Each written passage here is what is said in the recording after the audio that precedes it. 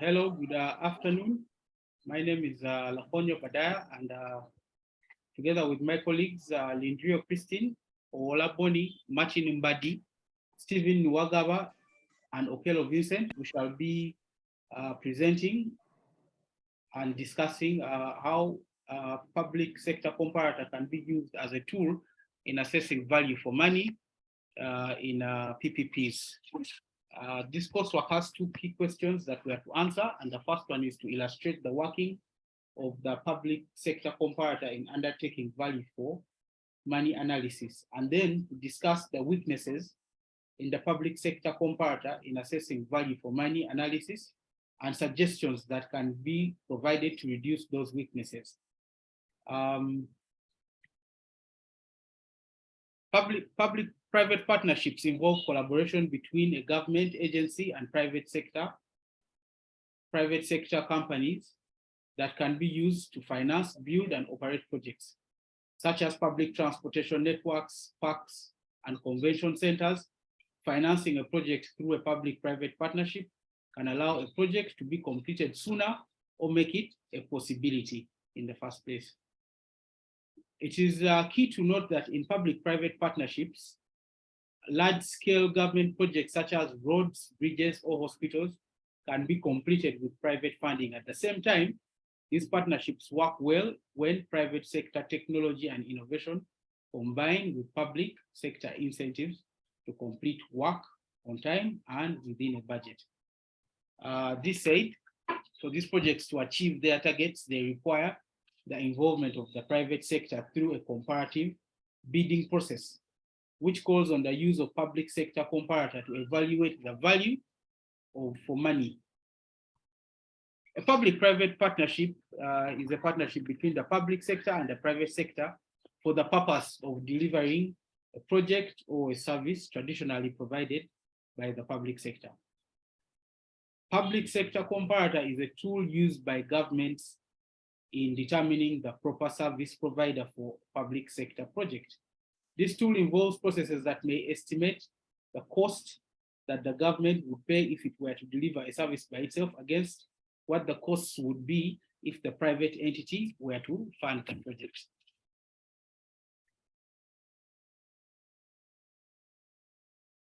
Next, I would welcome my next presenter, Stephen, to make the case. Stephen, you're welcome. I think you're the one who is next. Thank you so much, Obadiah, for such wonderful introduction and the definitions. I would kindly request you to move the slides.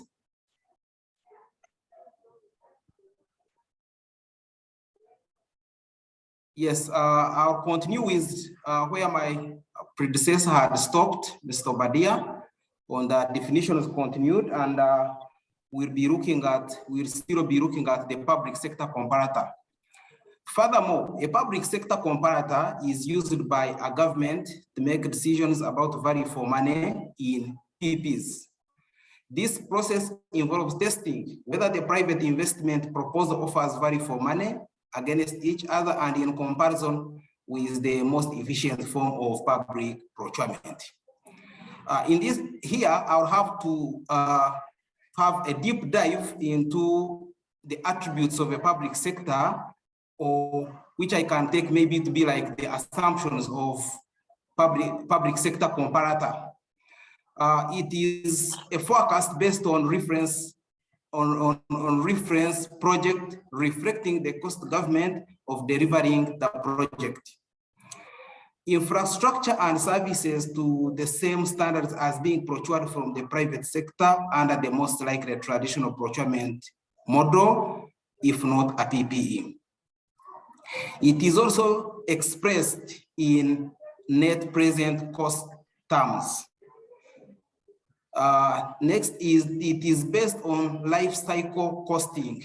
That is to say that the whole life cost of providing the services and maintaining the infrastructure standard prescribed for the PPE. And it is risk adjusted valuation. Next slide.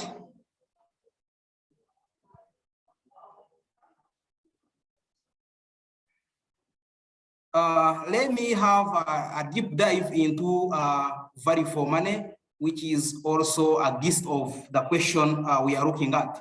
And I will also define value for money, which refers to the best available outcome through a competitive analysis of all benefits, costs, and risks over the whole life of the procurement. It is important to note that the notion of value for money is associated with the concepts of 3 E's, which I think are common to everyone. And these 3 E's include economy, efficiency, and effectiveness, which refer to the whole life of the service provided. According to Demirag et al. 2004, economy is acquiring resources of an appropriate quality for the minimum cost, while efficiency is about ensuring that maximum output is obtained from a given amount of resources, and effectiveness refers to the desired results of the output.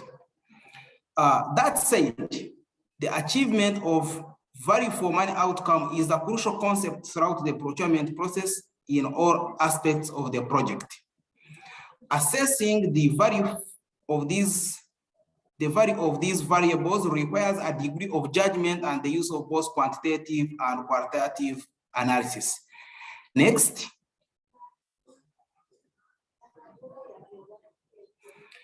With this in mind, value for money analysis means the value calculated in percentage terms when comparing costs to develop a qualifying project through PPs versus government funding to determine which procurement approach produces the best value to the public over a long-term period. In view of the above submission, it is crucial to note that the assessment of whether PPE offers value for money is an essential part in the procurement process. In so doing, this entails comparing the proposed PPP with the cost of the public sector undertaking the project on a public sector comparator to assess value for money. With this objective in mind, the public sector comparator tool assesses PPP projects through its steps or components as explained below. Now here we go into components of public sector comparator, which I think my colleague Mbadi Martin Arth will take us through in the next slides. Over to you, Martin Mbadi. Thank you very much, Ndugu Stephen Wagaba.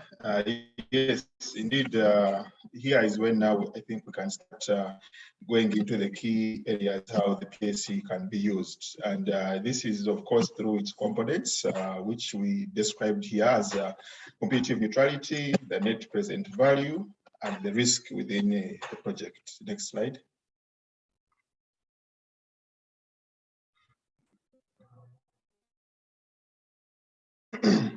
Yes, I will start with competitive neutrality. Of course, the competitive neutrality takes into account all taxes that would be paid to the government if the private sector took on the project. Then it compares all the subsidies that the government would enjoy if it took on the project. An example would be that, for example, if say a special purpose vehicle maybe company is going to take on a road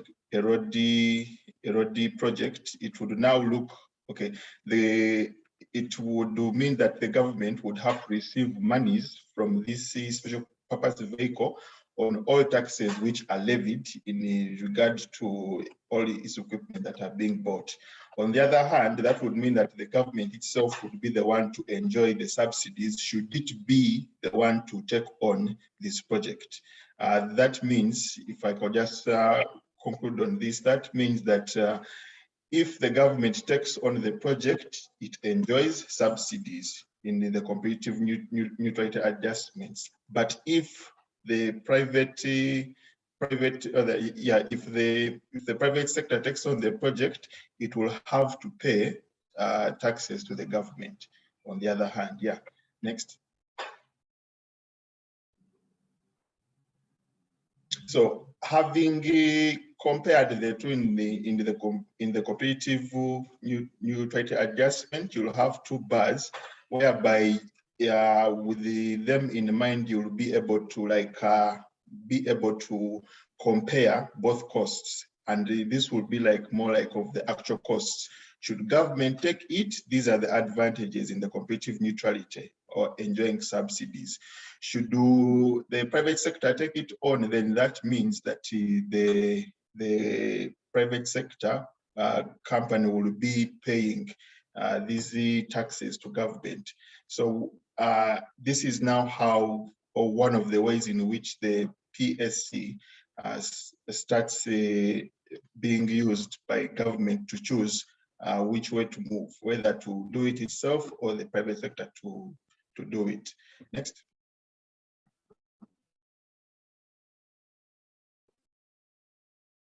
Next slide, okay. Yeah, another component in which the PSC looks at is risk. And of course, everyone who has ever done any project knows that risk is central and it's one of the most problematic parts of any project. And we further go on to illustrate that the lower the risk, the less likely a project will be undertaken by any other organization. And the reverse is true. Usually private organizations would love to go into risky businesses with the mindset that once they're able to manage the risk, they will be able to get probably more profits out of it because of the risk involved. And it is also true that when the government realizes these risks, they don't want to go on to, they don't want to be the ones to incur that costs. So in a nutshell, risks are central to PPPs and they're there, but the government uses them to find a way how to transfer this risk to the private sector with the thinking that the private sectors can manage risk better than the government. Next. So the PSC looks at it in a way that if both parties can come together, that is government and the private sector, and they try to negotiate correctly in this arrangement, whereby they identify all the risks involved, they attach these risks to the value of money on them, and then negotiate for a win-win situation, whereby all of these risks are taken into account, and then they're illustrated very well in the PSC, and the government will know that, okay, in this risk, the private sector will be able to gain from it in this way, and on the other risk, maybe the government will be able to retain it in one or the other. Some of these risks that the PSC usually looks at are the systematic risks, and it is explained that these are risks that are directly attached to the project, and this could be like the political risks. For example, the government may change its mind in between.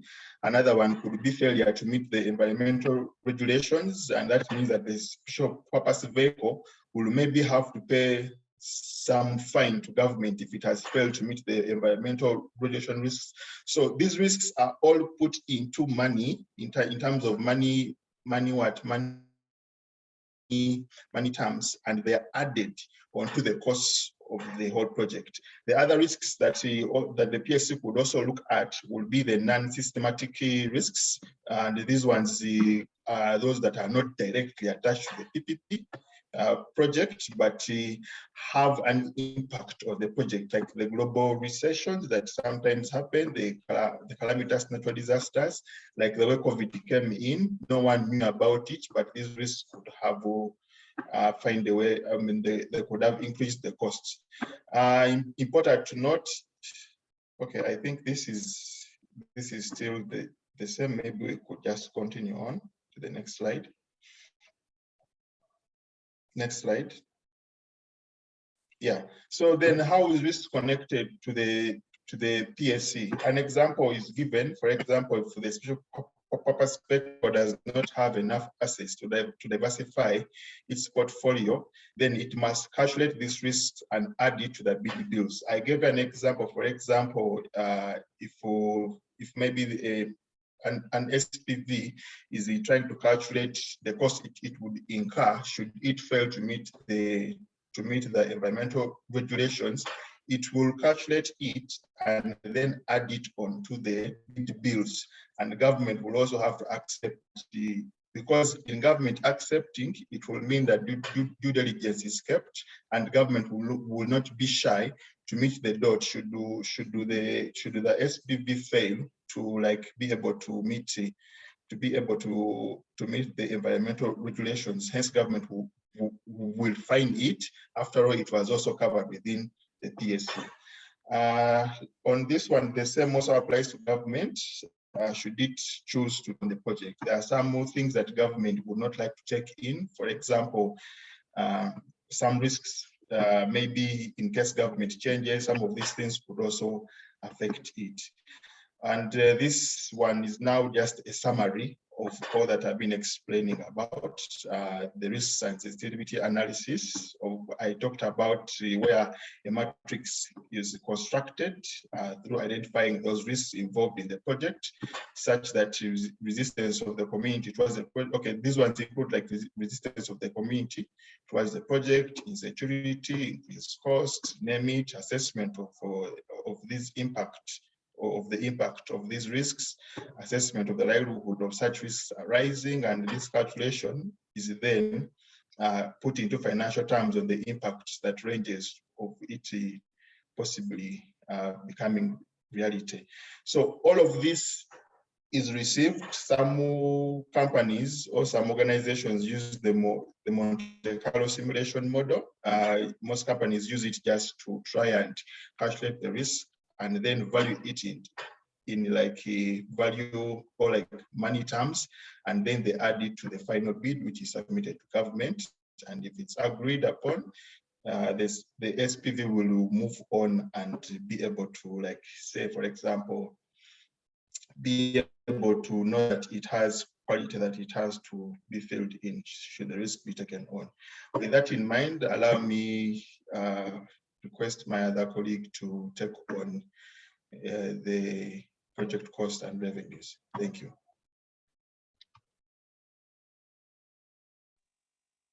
Thank you. Good afternoon. As my other colleague has discussed, other attributes for public sector comparator in undertaking value for money in PPE is project costs and revenue. Project costs are crucial activities conducted in order to plan and monitor the delivery of PPE projects. And these include the capital costs. These are one-time expenses paid for things used in production of goods and services or projects. It should reflect the full resource costs of the project, including opportunity costs of public assets used in the project, and adjusted for risks. The other one is operating costs. Operating costs are expenses which relate to the operation of the project. It includes the whole life cost of maintaining the assets to the same standard as required from the private operator.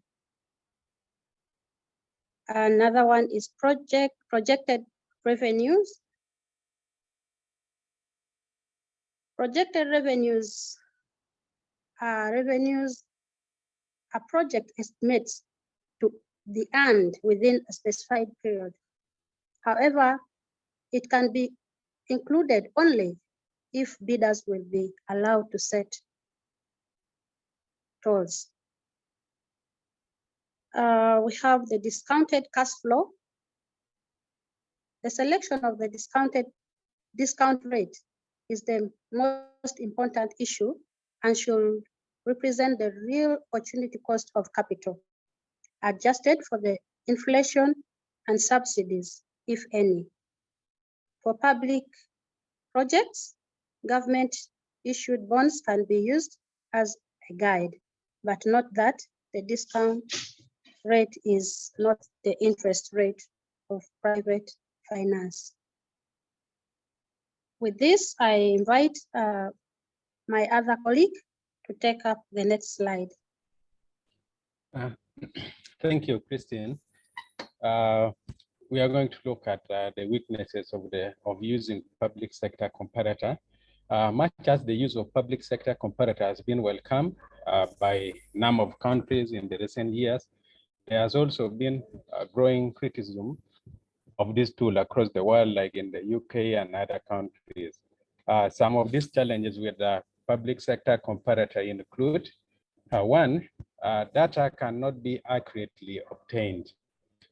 As a result of multiple assumptions based on prevalent and assumed future conditions affecting the public sector and private sector, such as government budgets and prevailing economic position, public sector comparator and value for money tools is limited.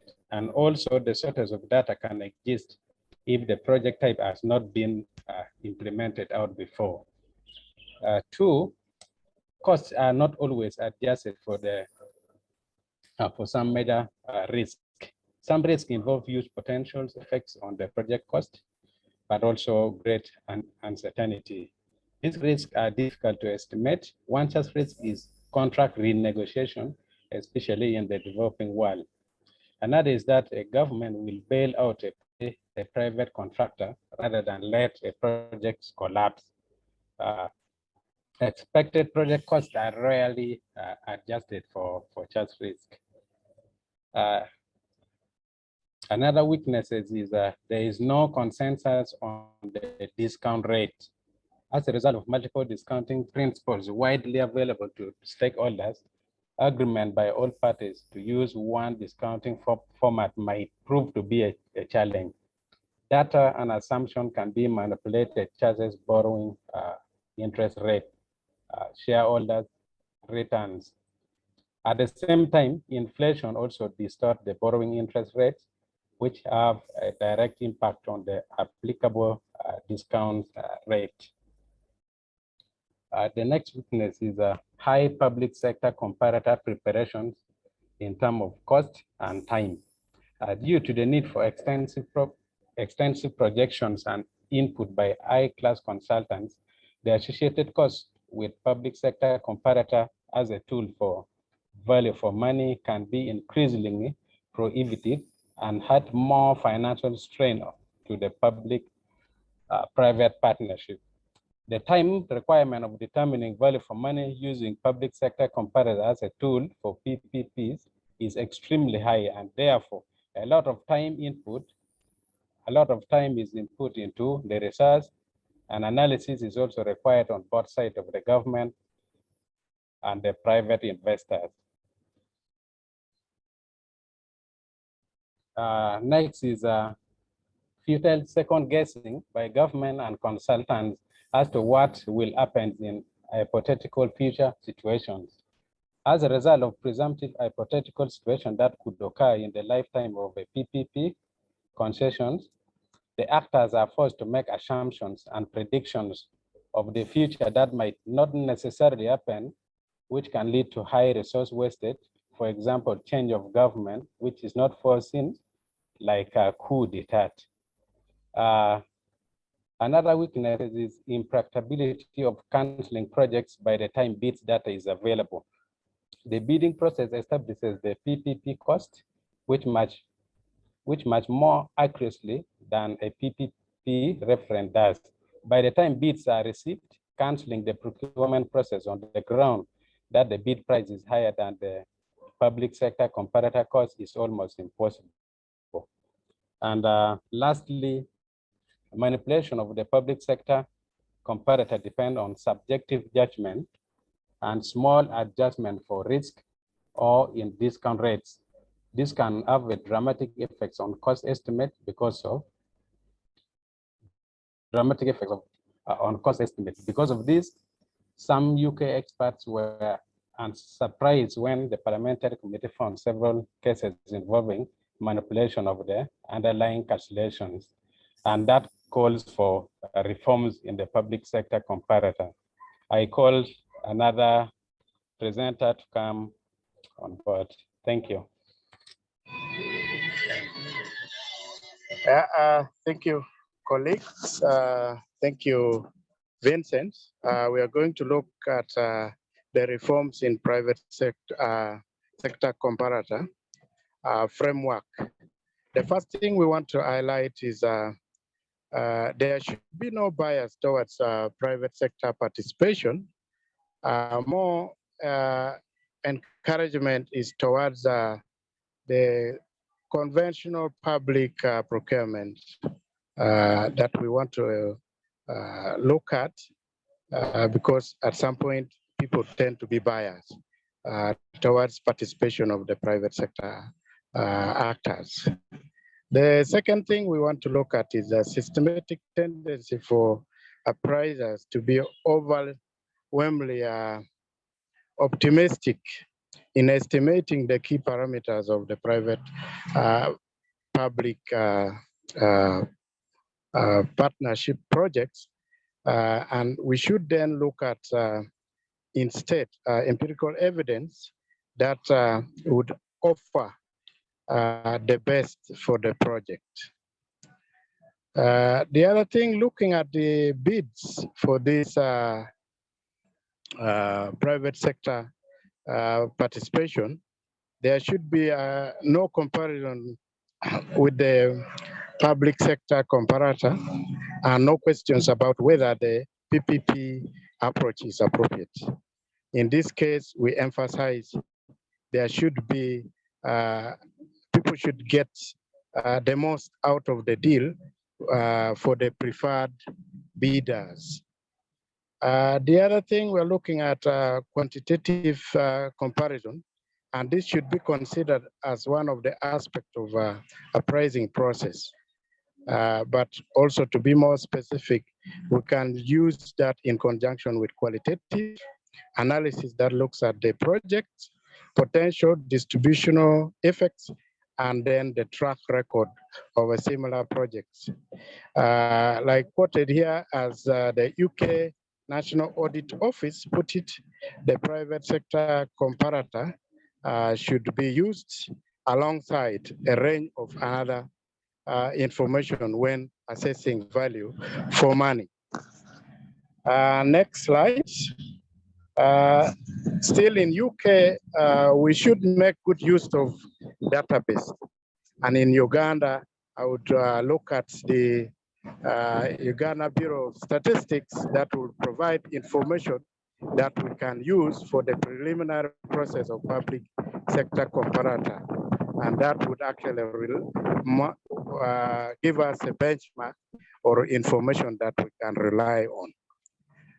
As I conclude, in some situation, it might be sensible to use the private sector comparator more as a way of achieving consensus among stakeholders about what futures projects should have, rather than the judgment that the experts would make on behalf of the stakeholders. And it should be affordable, offer value for money, and that the government should fully acknowledge the subjectivity of the private sector comparator estimate while using the private sector comparator as a starting point for soliciting inputs for the project design. Thank you very much, and that is it. Back to you, Chair. Members, we could just all unmute, and we agree that private sector comparator is a very good tool to use in assessing value for money. I think there's a lot more that can be achieved from there. And with that, I would like to thank everyone for the active participation. We have really been a good team and a good group. Any last remarks from anyone? I would like to bid you a good afternoon. Thank you very much, and thank you for everyone that participated. We really did it Thank well. you. I hope we get to. Thank you. Thank you, everybody, and thank you, Thank you, Obadia, for everyone. coordinating.